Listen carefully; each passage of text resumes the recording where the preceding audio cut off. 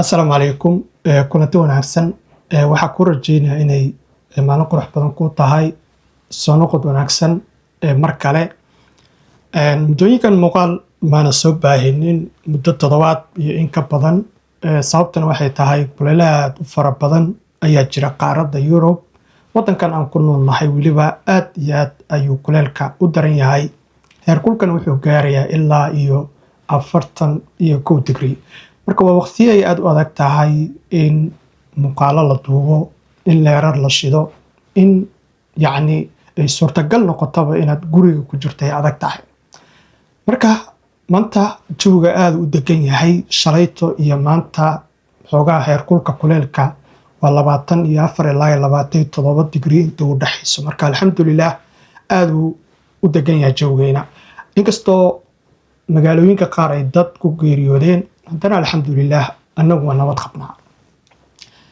marka intaa laga yimaado muuqaalkan maanta waa muuqaal yaroo kooban oo aan ugu talagalay bal inaan dhalinyarada jecel wax akhriska aan kula wadaago buug aad u qiimo badan oo aan bilaabay akhrintiisa 25 bishan inkastoo aan qorsheeyay inaan ku wada bisha bilaabo haddana waxaan bilaabay 25 bisha anigoo markaa buug kala dhameeyey buuggan waa buug aad u xiiso badan waa buug aad u qiimo badan waa buug dhalinyarada jecel diblomaasiyadda iyo inay wax badan ka ogaadaan safaaradaha sida u shaqeeyaan markaasi anfacaya ama ka faa'iideysanaya haddii aad tahay qof jecel inuu diblomaasi noqdo haddii aad danaynaysid inaad siyaasadda aad ku biirtid iyo haddii aad doonaysid ama aad danaynaysid inaad la shaqeyso safaaradaha waxaan ku dhihi lahaa buuggan akhriskiisa bilow waxaan hubaa in uu aad ku anfici doono buugga maanta aan kula wadaagayo magaciisa waxaa la yidhaahdaa safiirka waxaa qoray ninka la yidhaha Peter Pearce oo ah safiirkii Soomaaliya safiirkii Mareykanka uu u magacaabay Soomaaliya 1984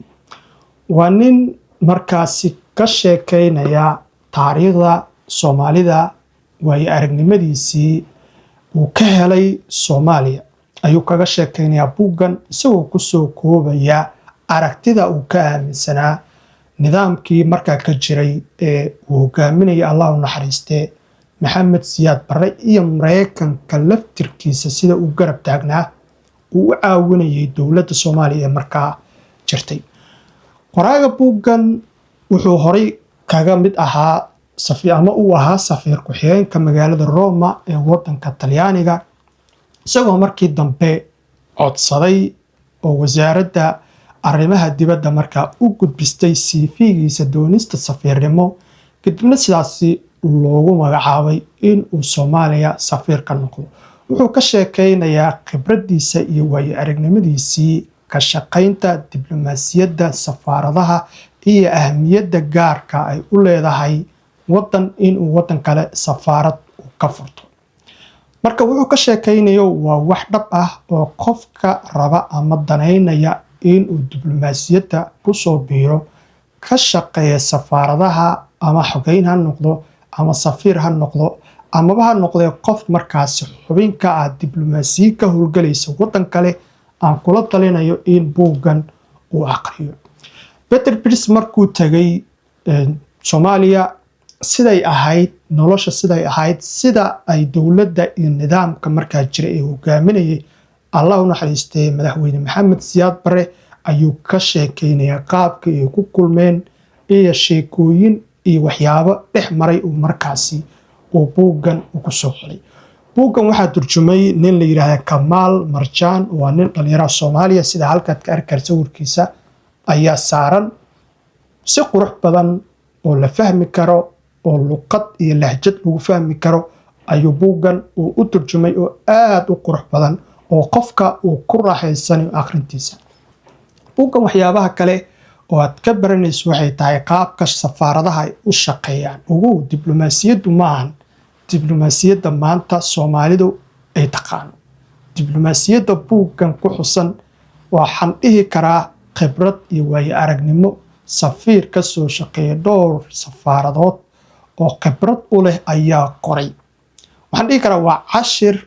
qofka dhalinyarada ee doonaya inuu ka mid noqdo diblomaasiyiinta dalalkooda ku metelaya dibadda ama safaaradaha kale ka shaqaynaya aan u soo jeedinayo in ay buuggan safiirka ay akhristaan. marka buuggan bishan ayaan akhrinayaa, waxaan rajaynayaa in marka aan gabagabeeyo buwaagta aan akhriyey 2026 hadduu ilaahay ka raali noqdo aan kusoo dari doono oo aan ku khulaasay doono. waa buug cusub iyo bil cusub, marka tan iyo intaan barnaamij mid ka lamid ah ku kulmi doono waxaan kaaga tegayaa sidaa iyo nabadgelyo.